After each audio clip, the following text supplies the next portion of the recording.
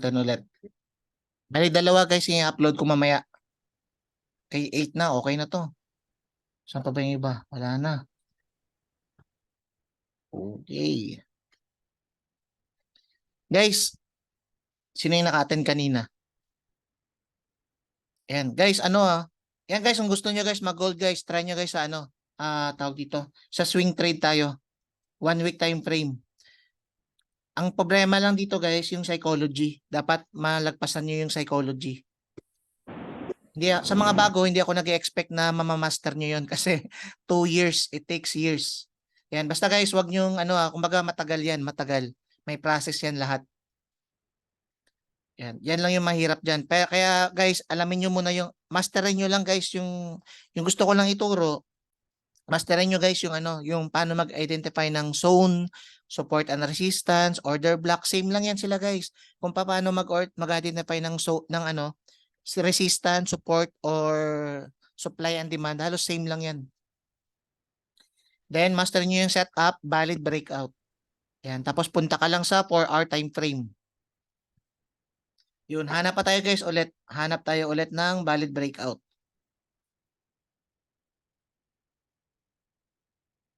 Grabe, no? Oo nga, no? Wait lang.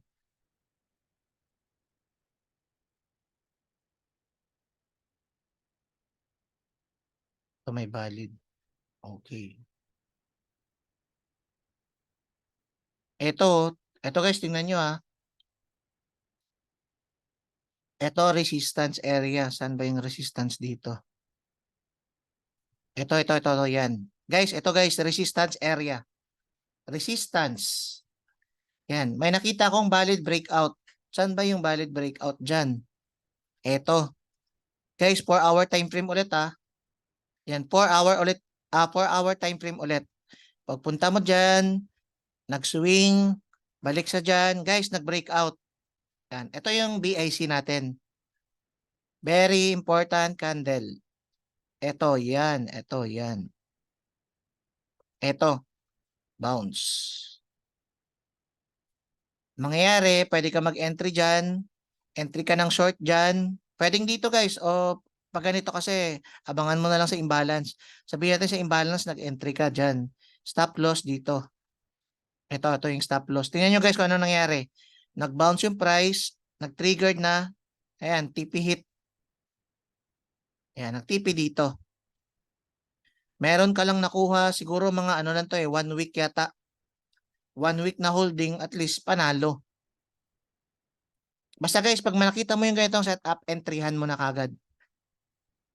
Okay. Ito guys, medyo hindi ko to entryhan kasi, ito, pakita ko lang Hindi ko to entryhan masyado kasi, di ba may valid breakout? Ito, valid to.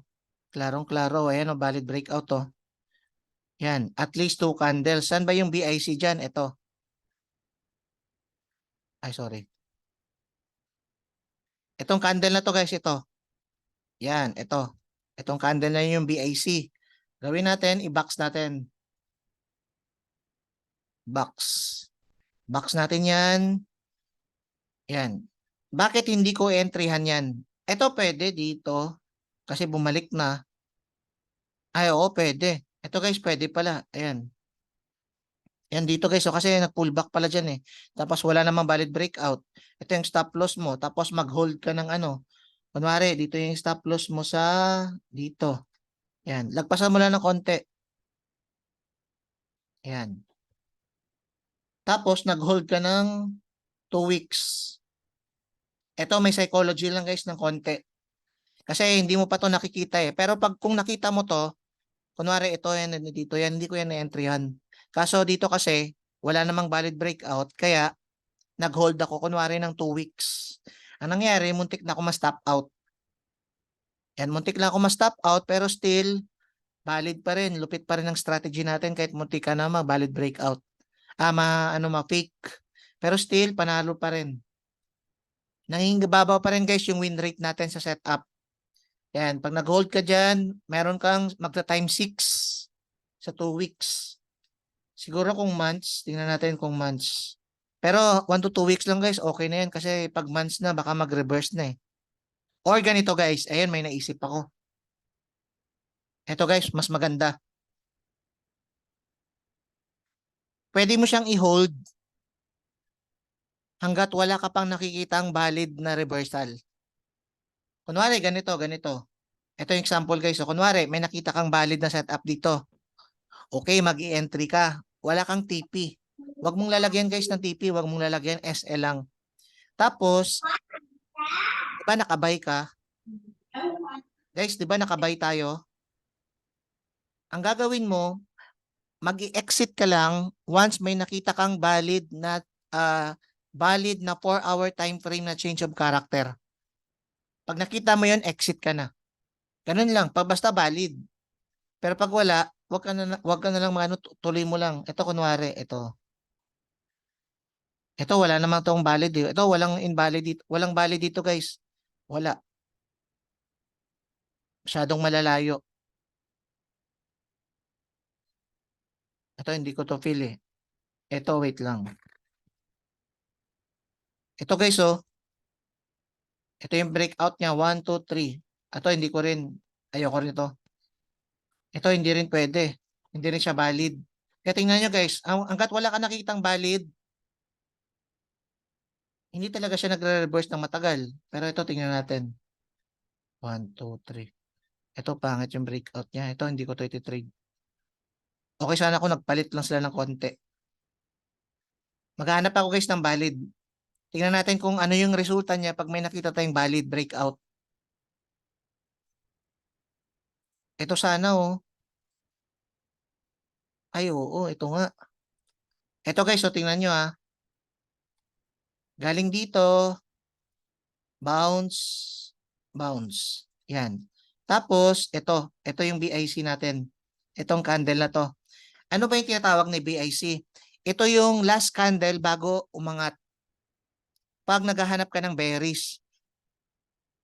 Pag ano naman, pag maghahanap ka naman ng bullish, last candle bago bumagsak. Ito kasi naghahanap tayo ng bearish ngayon, naka-sell position tayo, maghanap tayo ng sell. Kaya hahanapin natin na BIC yung last candle bago lumipad. Ito, 'di ba bago lumipad, papunta dito. Saan yung last candle diyan? Ito. Kunin mo yung dulo, tapos lagyan mo ng ito, yan. O guys, nakita nyo guys, valid yan, valid breakout yan. 1, 2, 3, valid. Tapos may volume. Ito guys, so may volume, tapos 2 candles. Okay. Kung sa OB ka nag-entry, hindi pasok yung entry mo. Pero kung sa imbalance, pasok. Yan o, imbalance. Sa imbalance siya guys, nag-bounce. Kaya pwede ka mag-entry sa OB or imbalance.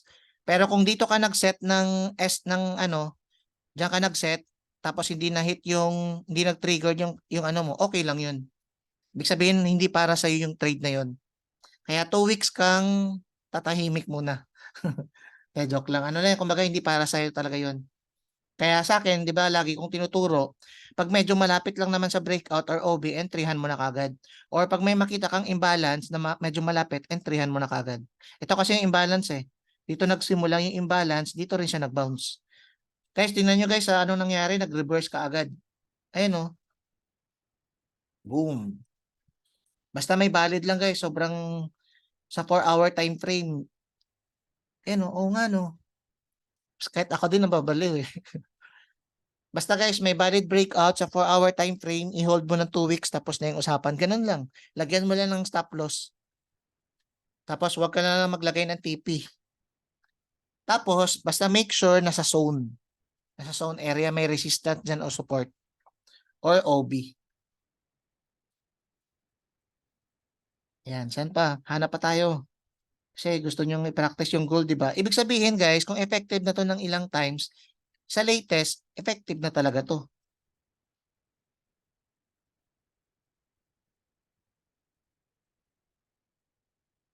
Ito pwede. Kaso medyo ito lang, sana dalawa eh. Sana dalawa lang sana eh. At ito guys, so tingnan nyo ha. Tingnan natin kung may resistance dito. Ito, yan, may resistance pala dyan. Ito yung resistance. Yan, mayroong OB dyan. Tapos, ito yung path niya.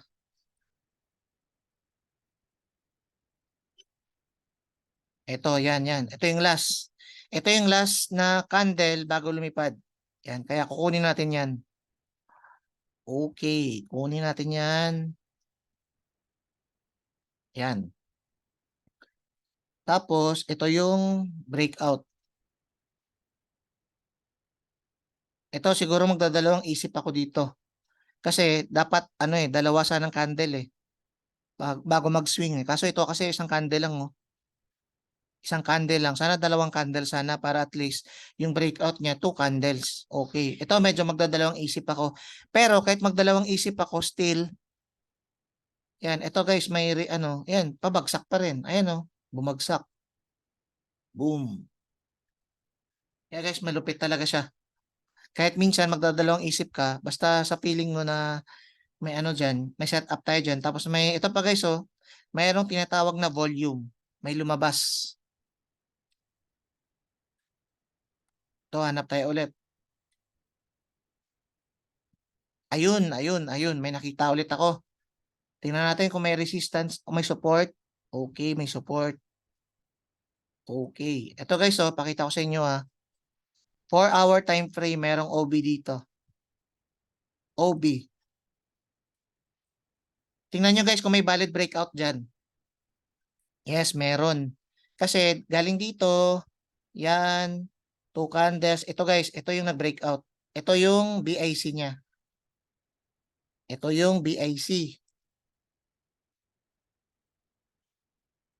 Yan, BIC. Guys, sa mga bago, hindi ako nag-expect na maintindihan nyo ako Kaya ang pinakasekreto doon, lahat ng mga recordings ko, lahat ng mga modules ko, panoorin nyo lang para makahabol kayo. Okay, kaya ito, hindi ko to ini-expect na maintindihan nyo to Pero kapag napanood nyo yun, tsaka lagi kayong uma-attend, siguro by 1 month or 2 weeks, maintindihan nyo na to. Guys, tingnan nyo guys kung gaano nire-respeto yung OB natin. Kaya tingnan nyo na lang guys kung mali yung tinuturo ko. Kasi imagine nyo na lang every time na naglalagay tayo ng OB, dyan mismo nagbabounce yung price. Ito lang ito na lang Kahit ito na lang, nire-respeto pa niya. Ayan. Kaya ito guys, ito yung valid breakout. Yan, nag-valid breakout dyan. Tapos ito. Kaya guys, swerte nyo guys kasi nakita nyo kaagad to. Kumbaga, yan, kaysa naman sa iba kayo mag-enroll, tapos yun, walang live Zoom lagi, walang group chat, sayang. Guys, ito tingnan nyo guys kung nag-hold ka dito, kunwari dito ka nag-entry kasi excited ka okay lang naman. Yan, dito yung stop loss mo. Tapos hold ka ng 2 weeks, okay lang din. Pero kung naglagay ka ng entry 2 dito sa OB, naglagay ka, mas malaki yung magiging panalo mo. Stop loss, hold ka ng 2 weeks. Oh my God. Tingnan nyo guys kung anong mangyayari. Ilang profits yung meron ka. Ang magiging kalaban mo lang dito guys, yung sarili mo, yung inip. Yan. Tapos, psychology. Tapos, mga news na yan. Kaya kung ako sa'yo, huwag ka nang maniwala sa news. I-focus mo na lang yung sarili nyo guys sa setup natin. Okay, forget about the news. Kahit lilipad pa yan. Kahit magsabi pa na magpapasabog yung Iraq. Sabi nila babagsak daw yung ganito. Guys, kagawa ng whales yan. Alam nyo ba yung mga balita na yan? Yung mga balita na minsan, mga ganyan, ano lang yan part yan ng strategy ng mga trader, yung mga institution ng market. Kumbaga nagpapalaghanap sila ng FOMO. Yan, para at least malito yung mga trader. Katulad sa BTC, yan, yung mga nakikita nyo news dyan, yung iba mahilig talaga sa fundamentals. Okay lang naman yun. Kung diskarte mo yan, okay. Pero sa akin kasi, doon ako makikinig sa 35 years. Sino ba pakikinggan ko yung 10 years, 4 years, or 35 years? Tapos, inadapt ko sa totoong market, legit. Kahit anong news dyan guys, promise, market structure pa rin yan. Susunod pa rin yan sa trend. Makikita mo kasi yan Kaya lagi kong sinasabi, wag mong pakikinggan yung isip mo.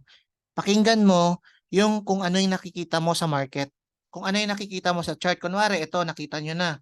Nakita nyo ng support to. Nakita ng mata mo Tapos nakita mo may setup tayo. Bakit ka pero ang sinasabi ng iba, guys, mag-sell kayo kasi downtrend. Ito, nakita nyo. Ito. Nakita nyo yung candle na yan. Downtrend yan. Ayan. Guys, downtrend pa yung gold. Downtrend yung gold, guys. Delikado pa mag-buy. Yan yung nakikita mo sa iba, yan nakikita mo sa GC, yan nakikita mo sa ibang Telegram. Pero yung nakikita ng mata mo is, kaso dito, buy ako eh. Pero yung isip mo, sell. Kasi sabi nila, sell. Guys, tingnan mo, pag pinakinggan mo yung isip mo, naku, lagot ka nun, stop out ka. Pero kapag pinakinggan mo yung mata mo, kung ano yung nakikita mo, tsaka pinapalo mo yung setup natin, yan, magbabay ka. Ano kasi yung guys, kaya pakinggan mo lang kung ano yung nakikita mo, hindi yung kung ano yung iniisip mo. Okay, ito guys, invalid breakout to. Tingnan nyo na lang. Ito yung BIC niya. Bago bumagsak. Ito, yan. Pangit. Kaya tingnan nyo guys, walang reaction. Tapos dito, wala pang OB. Wala siyang order block na valid. Nandito pa sa taas. Nandito. Ito pala nag-touch. Okay, nag-touch. Pero wala pa rin valid breakout. Ito siguro pwede pa.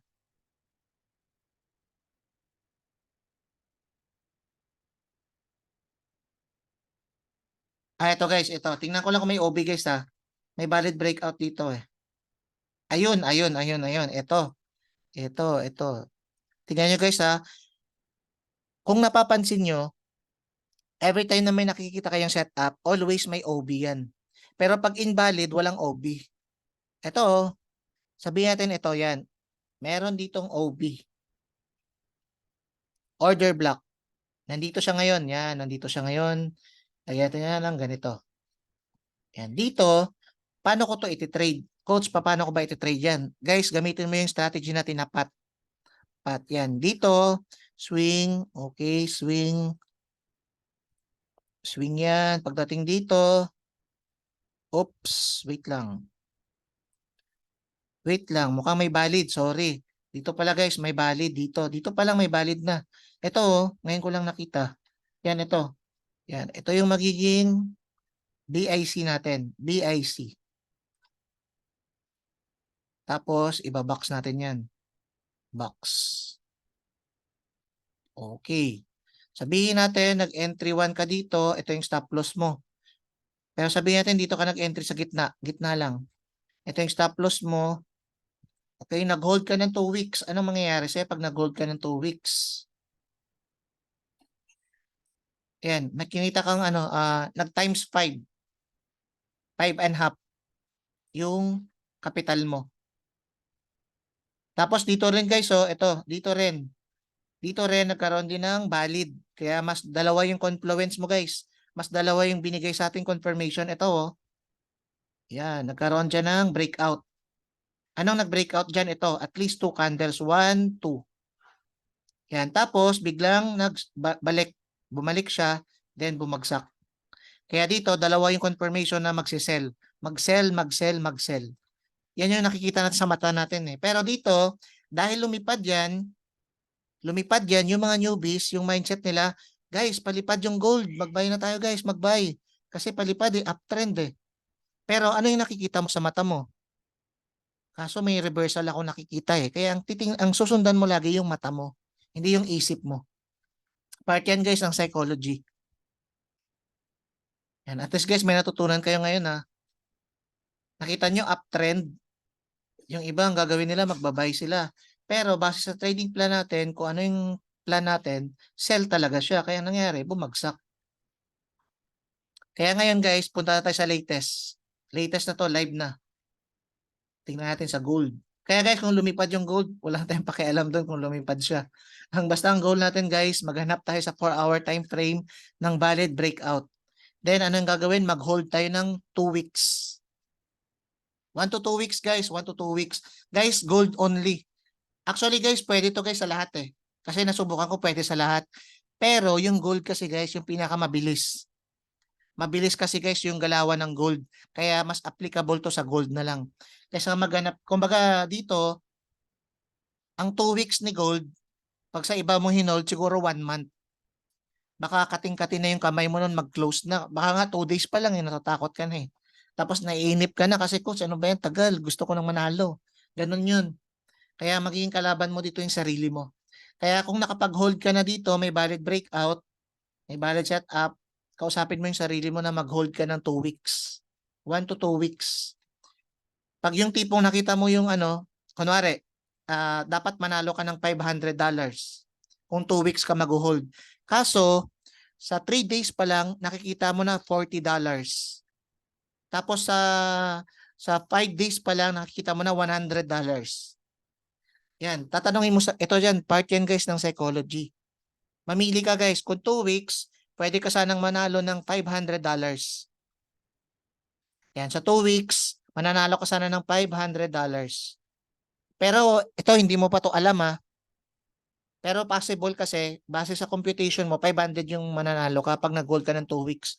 Pero ngayon, sa latest, sa recent, ang panalo mo, $100. Ang tanong, i-close mo ba yan? Yan guys, labanan nyo yung sarili nyo dyan kasi psychology na yan. Close ko ba to? Kaso bumabagsak eh. Feeling ko parang babagsak talaga to eh. Magpo-pullback talaga to eh. I-hold ko kaya? Yun. Yan guys, yung magiging problema nyo dyan. Depende na lang sa inyo kung malalabanan nyo yan. Kaya I suggest gawa ka ng plano. Yan. Sundan mo yung plano ko. Pag sinabing 2 weeks, 2 weeks. Wala kang pakialam doon kung bumagsak man o ano. Kasi ang goal mo 2 weeks. Focus ka lang. Yan yung pinakamahirap na part sa trading. Yan yung tinatawag na psychology.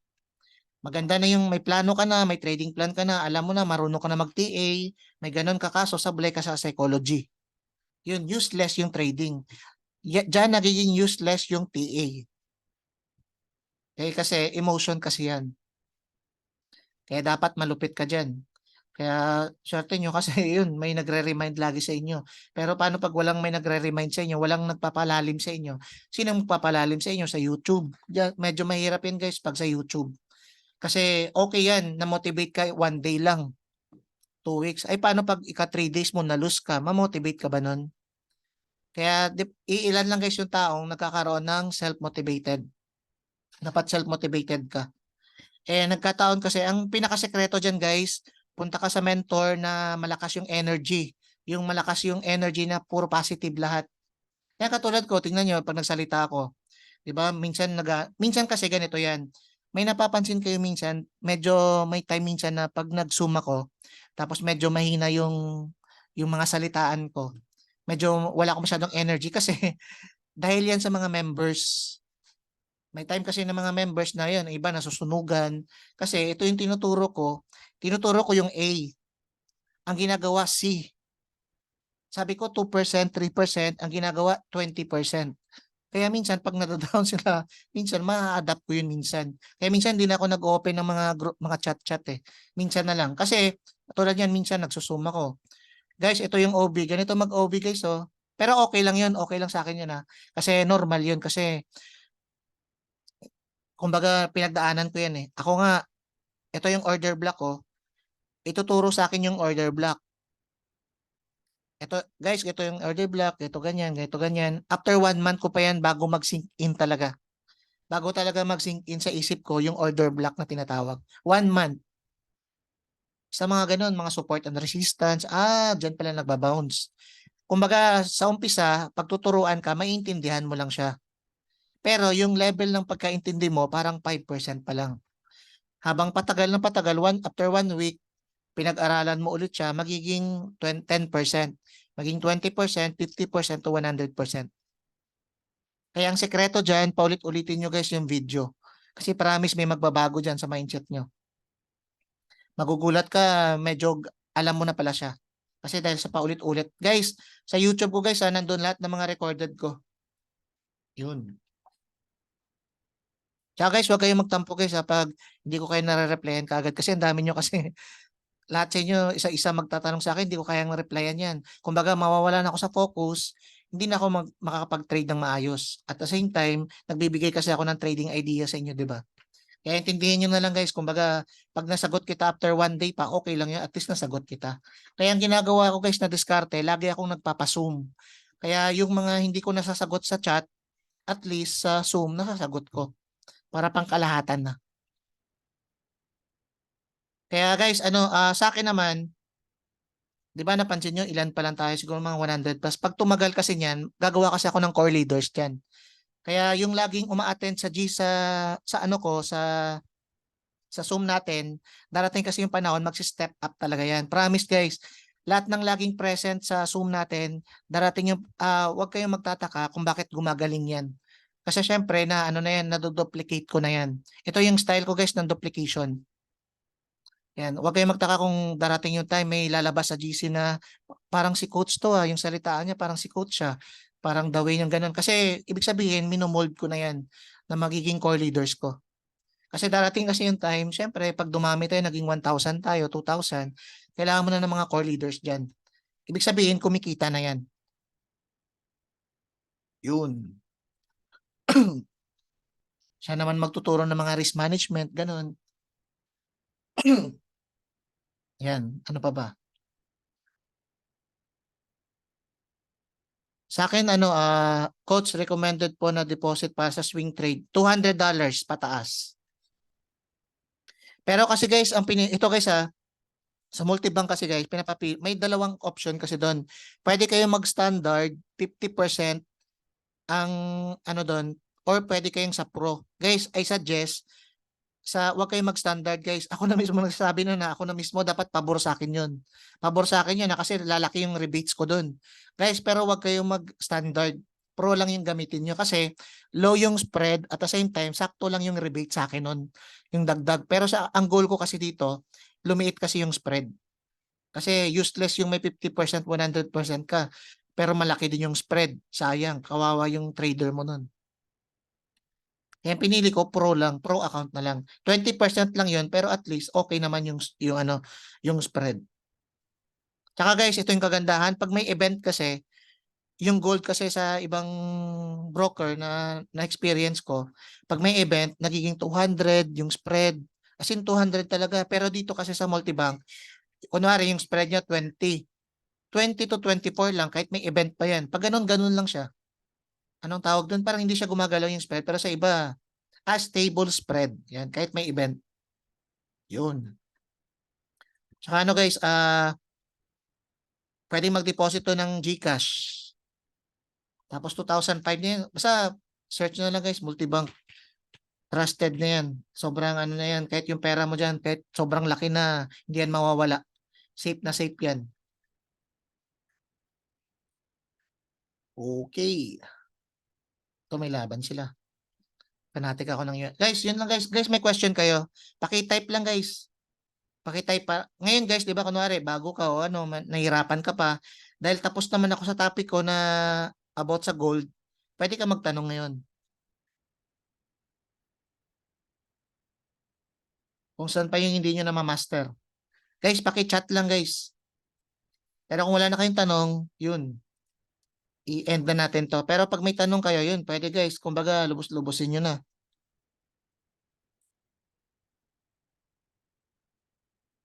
Okay, tanong-tanong guys.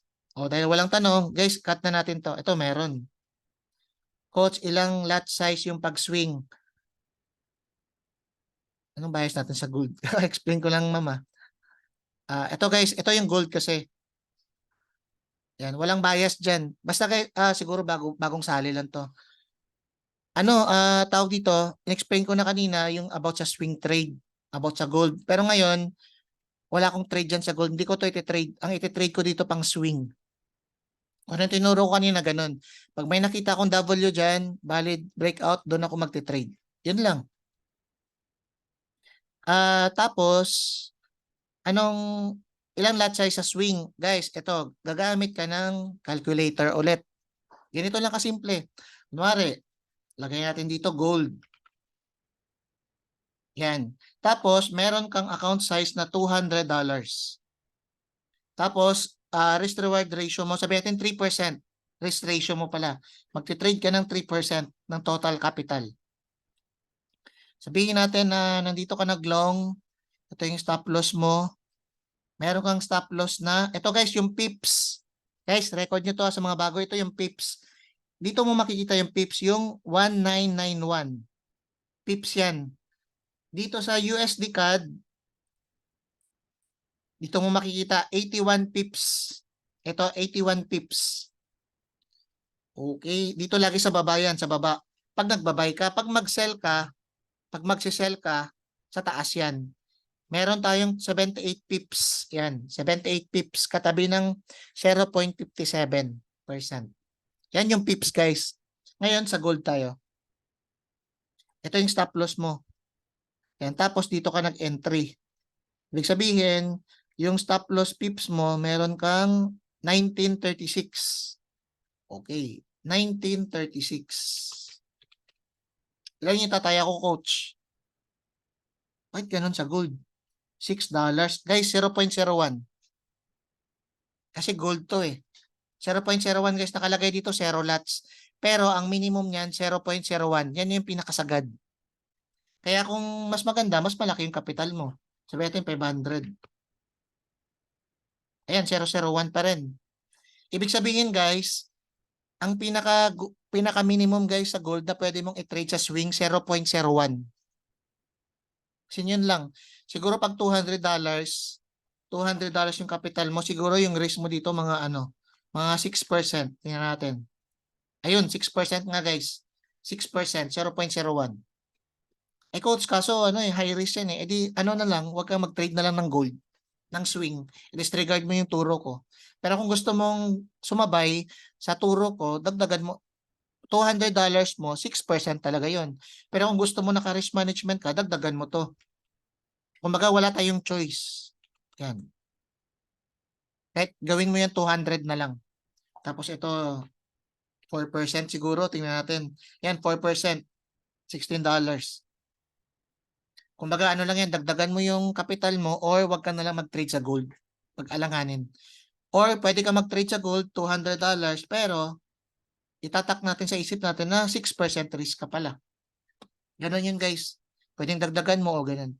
Or every week guys, dagdagan ng ano lang, mga $20 or $30. Dahan-dahan lang. Pwede kang ano dyan, magdagdag. Sa multibank guys, konti lang naman eh. Kumbaga, pag crypto kasi ang ginamit mo or ano, may charge kasi guys na 50 pesos lang sa deposit. 50 pesos lang. Sa withdrawal naman, free na. Okay.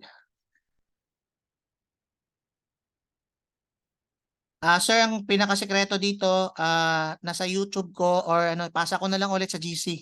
Panoorin nyo yun guys, kasi may explanation ako doon. Ilang beses ko na-explain yun doon. Valid breakout. Ang valid breakout, eto. Eto, live ulit, pakita ko.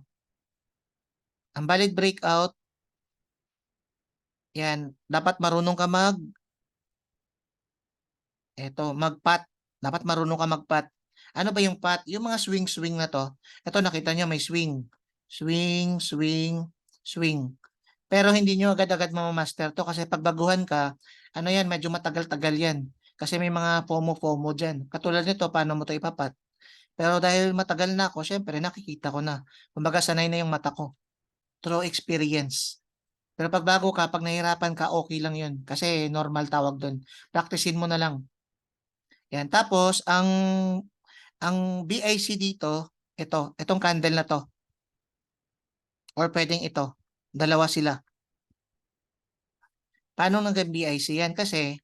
Yan kasi yung swing yan, oh. Yan. Tapos nag-swing ulit dito. Kaya sige, ito na lang yung BIC natin. Ito yung last kasi na candle. Ito. Kumbaga, last candle bago bumagsak. Parang ganito guys, oh. W, di ba W pag nag-buy tayo. Pag nag-sell tayo, M. Yan. Itong candle na to, aabangan mo to, hanapin mo yan. Kasi kung sino yung candle na yan, bago bumagsak, magiging BIC natin yan. Okay, yung sa gitna lagi, sa gitna. Yan. Dahil ito, may W dito, ito yung BIC natin bago bumagsak. Tapos, paano ko nasabi na valid breakout? At least, meron tayong makitang solid, at least 2 candles na engulfing na malaking candle. Pero pag ganitong candle ibibigay natin sa breakout, pass yun. Ano yun? Invalid yun. Okay. Guys, may video tayo dyan. Ito. May video tayo dyan sa YouTube. Ito guys, oh.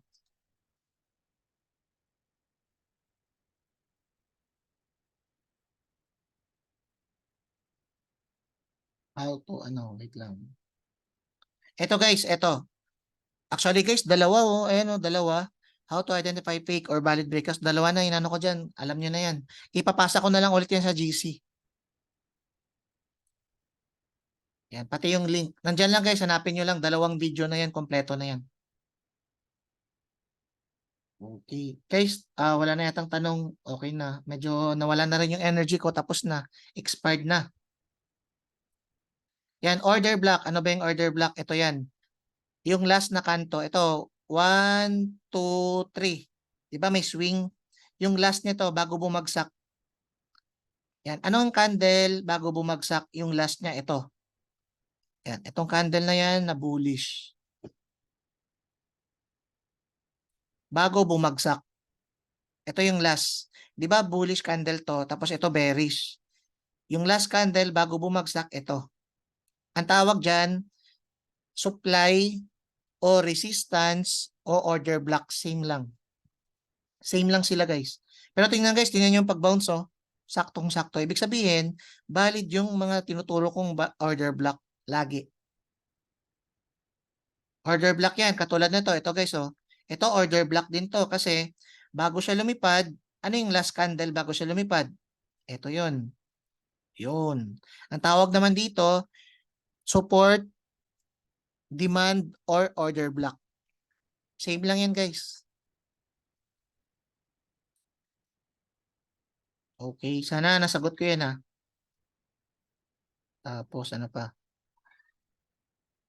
Ayun, wala na. Basta guys, lahat guys nasa YouTube ko lang. Andito lahat. Okay na. Guys, maraming salamat guys, ha. Ayun, sa gold naman, mag-swing trade na rin ako doon. Ngayon, wala pa tayong opportunity. Okay guys, maraming salamat. Next time ulit, medyo nawala na yung energy ko na gamit na. Guys, maraming salamat, ha. And God bless.